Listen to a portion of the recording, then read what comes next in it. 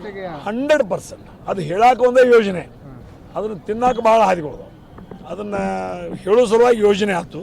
But ಎಷ್ಟು ಎಷ್ಟು ಜನರಿಗೆ ತಲುಪ್ತದೆ ಅದ್ರ ಬಗ್ಗೆ ವ್ಯಾಖ್ಯಾನವನ್ನು ಮಾಡಬೇಕಾಗ್ತದೆ.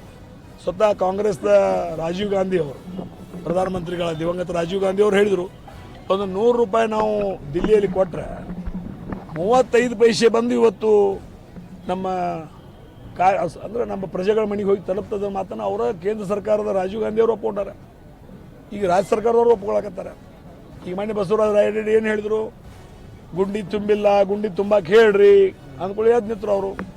ಎರಡರೊಳಗೆ ಒಂದು ಗುಂಡಿ ತುಂಬುದಾದ್ರೆ ಪುಕ್ಕಟ ಕಾರ್ಯಕ್ರಮ ಎಲ್ಲ ಬಂದು, ಪುಕ್ಕಟ ಕಾರ್ಯಕ್ರಮ ಚಾಲು ಅಂದ್ರೆ ಗುಂಡಿ ತುಂಬು ಆಗೋದಿಲ್ಲ. ಎರಡರೊಳಗೆ ಯಾವ್ದು ಬೇಕು ಅಂದರೆ ಈ ಒಂದು ಹಂತಕ್ಕೆ ಜನ ಬಂದಾಗ ಒಬ್ಬ ರೊಚ್ಚಿಗೆದ್ದು ಬಹುಶಃ ಬರುವಂಥ ದಿನಮಾನದಲ್ಲಿ ಇನ್ನೊಂದು ಆಗಸ್ಟ್ 15 ಕ್ರಾಂತಿ ಆಗ್ತೈತೆ ಅಂತ ನನಗೆ ಅನಿಸ್ತದೆ.